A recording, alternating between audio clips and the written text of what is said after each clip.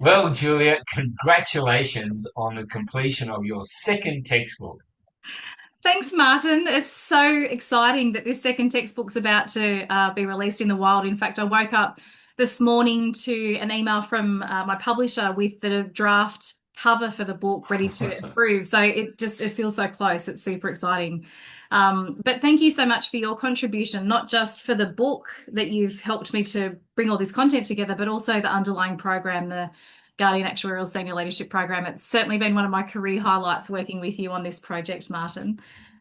Too kind, but it's been my absolute pleasure. And I'm also looking forward to the book being published because, as you know, I love sharing ideas, and this is a wonderful new medium for sharing ideas, I think.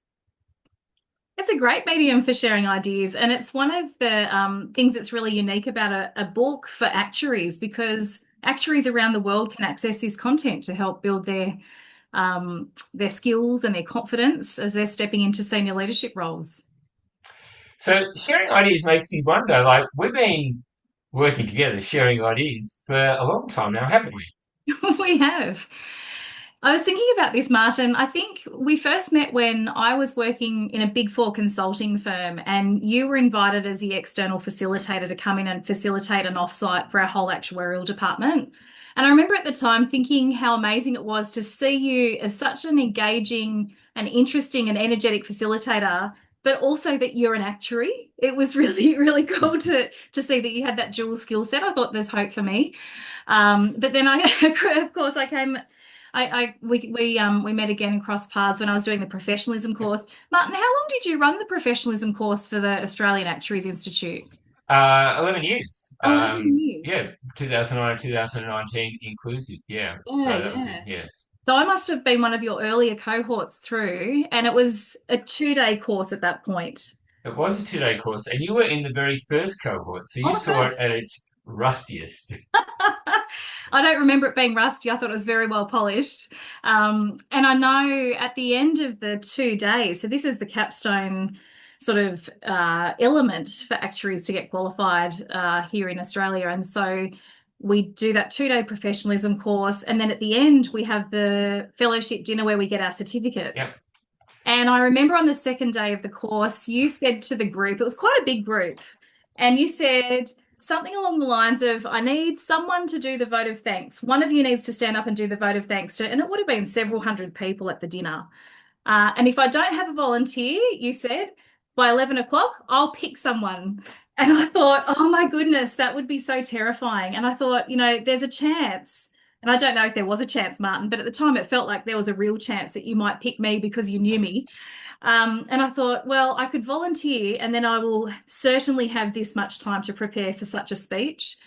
Or I could not volunteer and I may have less time to prepare for such a speech if you picked me. So I put my hand up and did that vote of thanks. And that was such a great milestone in my career to be able to get up and deliver that vote of thanks at the fellowship dinner. And I have a clear recollection of that. And what a wonderful example of your presentation skills in action in front of a large crowd. Thank you, Martin, and thank you for your support to do that. But that we've come full circle now because you and I teach presentation skills and leadership skills to actuaries both through our online public programs, but also in our corporate Yeah. training too. So yeah, it's been a lot of fun working with you and teaching that together, facilitating alongside you now. So, what is the most satisfying thing about teaching these skills for you? Mm. I think I mean, in the moment, it's watching that aha moment. It's watching the penny drop when you're able to convey something to someone and the light bulb goes on for them and they realize how to do something because Yeah. actuaries are smart, but nobody teaches us how to do some of these things like presenting and Yeah. having conversations and influencing and some of those more I don't know why we call them soft skills, but non-technical skills. Yeah. So I think in the moment it's seeing the penny drop. I really, really enjoy that. But I think I also just really get goosebumps, Martin, when someone calls me who's been on our program and says, "Oh, guess what, Julia? I got a promotion, or I've just delivered a great presentation and it went really well, or I've done this and I've managed to negotiate something that I wasn't sure I was able to do." It just, yeah, it brings me so much joy to know that we've been able to teach those skills to someone so that they could then take their Mm, career in the direction they want it to go. yeah. Yeah. What about you, Martin? What do you enjoy about teaching these Yeah, skills? it's for me, it's the aha moments as well, as you said, seeing the penny drop. But especially love the ones where the examples of aha, where it's an unpredictable one, Oh. or it's one where they've immediately got an application, and I think, oh, I wasn't quite expecting that. Mhm. And well, we might talk about some examples later. Mm, mm. Um, we've talked generically about these skills. So perhaps it's a good idea to outline what skills are in the book. Yeah. So, I mean, some of the there's lots of skills, isn't there? There's lots of skills that actuaries need. We spend so much time on our technical training, but then to build all those other skills that we need to have successful careers and really make a difference, there's so many there. So, some of the basic, more foundational skills, I guess, that new managers need, like time management and project management, they're covered in my first book called Aspiring Actuarial Leaders. And of course, that's a textbook behind our leadership program for new managers. But this book that we're about to launch, the one that you and I've worked on together, that really covers the next level of skills that actuaries need to step into senior leadership roles.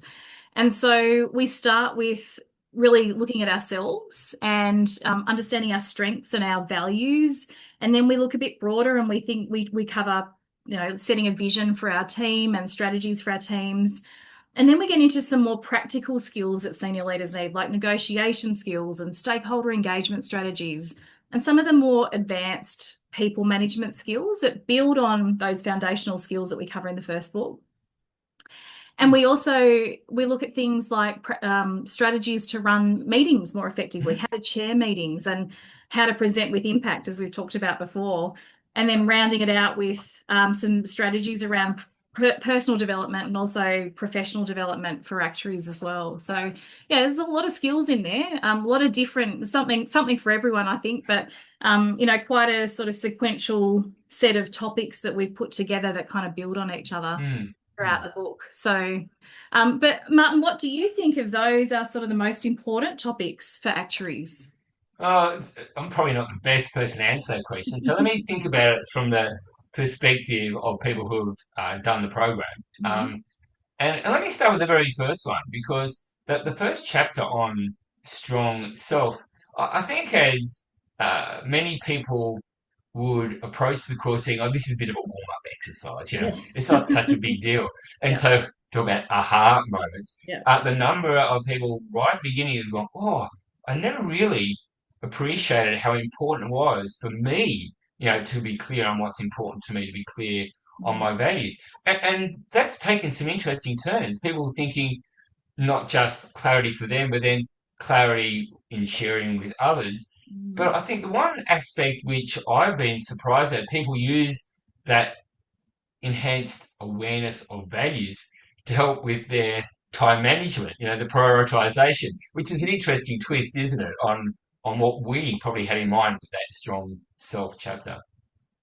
It is an interesting twist, and I share your surprise, I suppose, Martin, in how we put this course together, and it was very deliberate, it was very intentional, and we really wanted to start with that strong self to make sure there Mm, was a strong foundation there. But as you said, how people have interpreted that and what they've done with it and how mm, they've used that to then apply that foundation, that's been really interesting.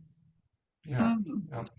Yeah, strong self, certainly in my debrief sessions, that was something that came out that people quite enjoyed, even though they weren't expecting to Mm, learn from. So the other one that really stood out, I think, is presenting with impact. And I mean, we teach this in the Guardian Actuarial Senior Leadership Program, but you and I also teach this to corporate teams too. So it's probably one that we've spent a lot of time thinking about and refining and developing.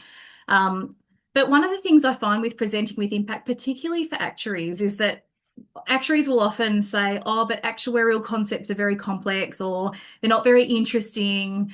How do we make our presentations yeah. interesting? And then Yeah. we go through some of the material around interesting hooks and use of analogies. And when the penny drops, when we see the aha moment with our participants, that can be quite incredible too, to realize that you can use clever techniques to make an actuarial presentation more interesting. And Yeah. one that stood out to me was when we were delivering this in-house once, and Peter, the senior actuary, used an aircraft Yeah. analogy of capital to describe how a life insurance company uses capital, and he used aircraft fuel. I thought that was just a really great way, a great example of how you can make actuarial presentations interesting Right. through these techniques.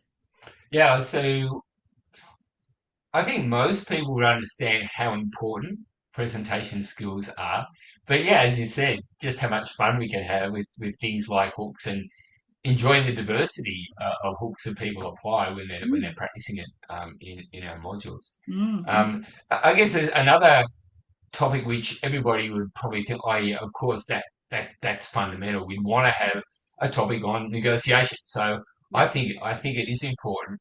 But again, I'm constantly surprised at how new some of these ideas, some of the tactics are to people on the program. So, you know, I'm delighted that it actually is so well received. And I think of Critty talking about negotiations, and she'd never really had any training in it at all. So we think of this as being fundamental, but surprised that it's not more widely taught as a Mm. program. Absolutely. Very few of us have had that formal training. I personally really enjoyed the negotiation module, and especially watching you and Amanda, or should I say Harvey and Anne, delivering those practical role plays so that we could see those negotiation tactics on video and bring them to life. That was, yeah, certainly a great module, very popular. Other thing that people talked about really enjoying from the course, we've got a whole chapter on this, is stakeholder engagement. Yeah. And I think, one of the practical examples that stood out to me was Desmond talking about how, he and his actuarial team he found that they were being left out of important conversations across the organization around data science, data Mm, analytics, and it wasn't quite sure why, but really it was because the other people in the organization didn't quite know what the actuarial team did. And so when he started to kind of connect and talk to people across the organization and mm, start to help people understand what the actuarial team could do, all of a sudden that opened some doors, and he was invited to the table yeah. to be part of those conversations. So, it's not just about building connections, but, there's some really practical impacts and benefits when we can effectively engage with our stakeholders across and outside our organisation too. So yeah, that was one that really stood out to me. Yeah, I agree. It's a very important topic, and that's a good example. And probably the theme is just having to think a little differently when dealing with professionals from a different professional Yeah. background. So yeah, fascinating. Mm. I think probably the last topic I want to highlight now would be one which I probably wouldn't have been in a course 20 years ago, and this topic around um, self-care, personal development, but just Mm. making sure that we've got our personal first aid kit to be able to look after ourselves Mm. as well as others. And I'd like to think that in business environment we can be more open about these things in these days than what we would have 20 years ago. But Mm. nevertheless, it's, as we found, really valuable at a personal level for some of the people on the program.